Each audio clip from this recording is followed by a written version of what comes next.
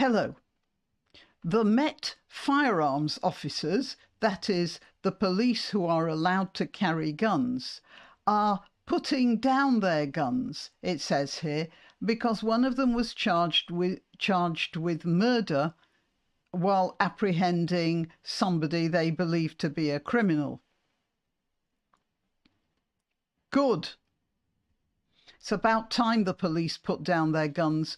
They do not use them responsibly. And I'm just going to go through the issue with you on a few cases of where they obviously didn't use them responsibly and either shot out of panic or just out of feeling like they were in a cowboy film.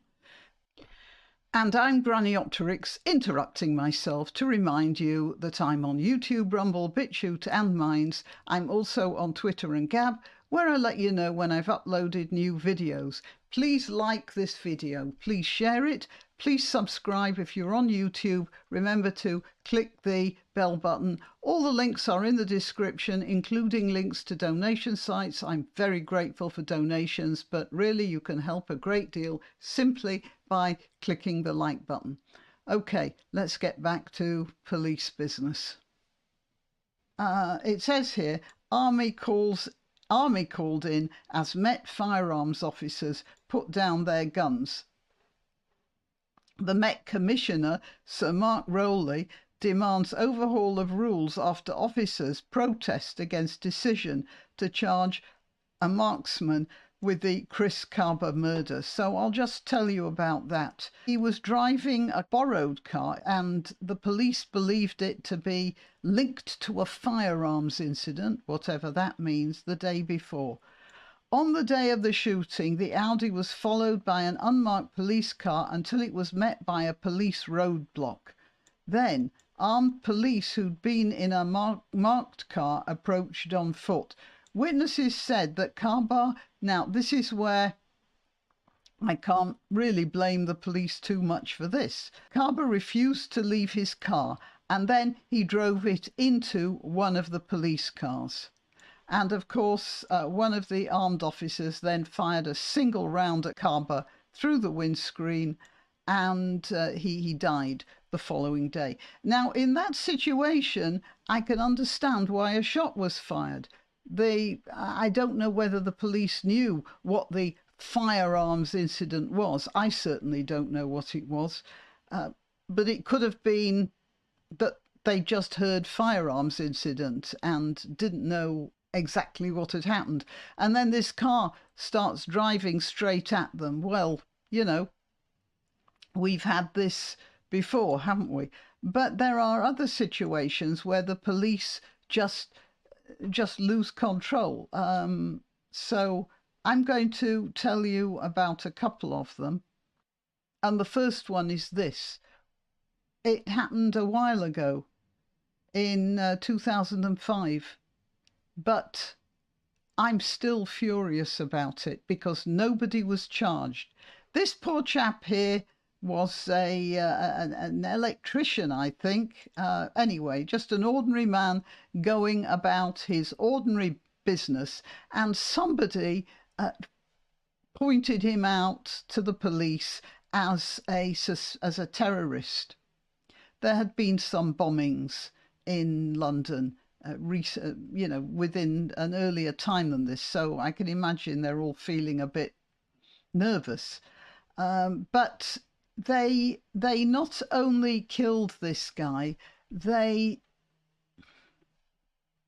hid what they'd done. For instance, the first story I heard was that they shouted police stop in the station and then he ran.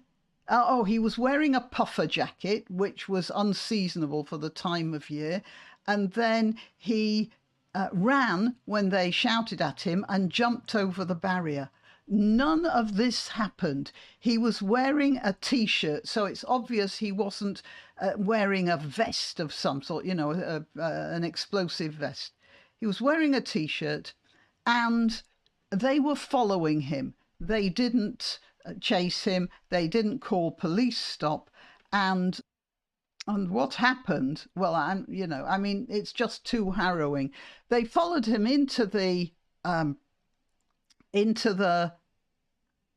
train carriage, and then they just grabbed him, shouted police or something, and then emptied 11 bullets into him, 7 into his head.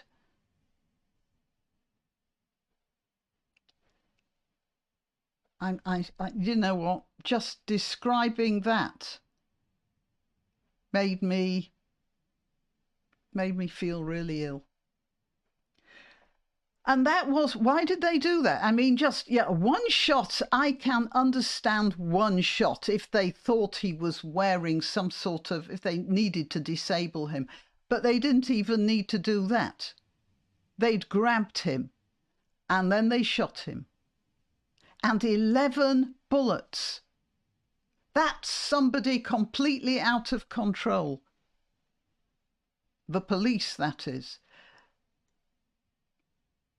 And then I wonder what they say. Anyway, you see, there's a very long thing here. But in all that length of explanation and what happened, nobody was charged. Now, Chris Cabba, I can understand the police being angry about the officer being charged with murder.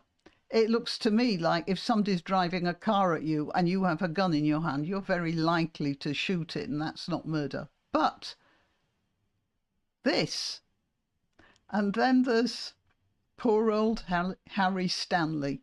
He was walking back from the pub with a table leg or a chair leg or something in a plastic bag.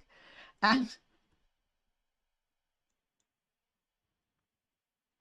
initially, his death was recorded with an open verdict before being ruled as unlawful killing by a jury on appeal. What happened? On September the 22nd, Stanley was returning home from the Alexandra pub in South Hackney, carrying in a plastic bag a table leg that had been repaired by his brother earlier that day. Someone phoned the police to report an Irishman with a gun wrapped in a bag. At the junction of Fremont Street and Victoria Park Road in South Hackney, close to his home, Inspector Neil Sharman and PC Kevin Fagan, the crew of a Metropolitan Police armed response vehicle, challenged Stanley from behind. As he turned to face them, they shot him dead at a distance of 15 feet. Now, do you think that having read this stuff, and this isn't the only thing, there have been several people who've been shot. There was a guy, some fellow who was just shot in his car while he was stopped at traffic lights because they mistook him for some gangster or other. The police just don't deserve to be handling guns. And if they have to call the army in for situations like that, then yeah, that's probably a better idea, because the army is better trained and has less idea about being cowboys, I think. Okay, well, till next time. Why not treat yourself or a favoured relative or friend to these magnificent examples of merch? The mugs and t-shirts come in the granniopteryx design or Granbo, with a firearm or the more deadly knitting needles.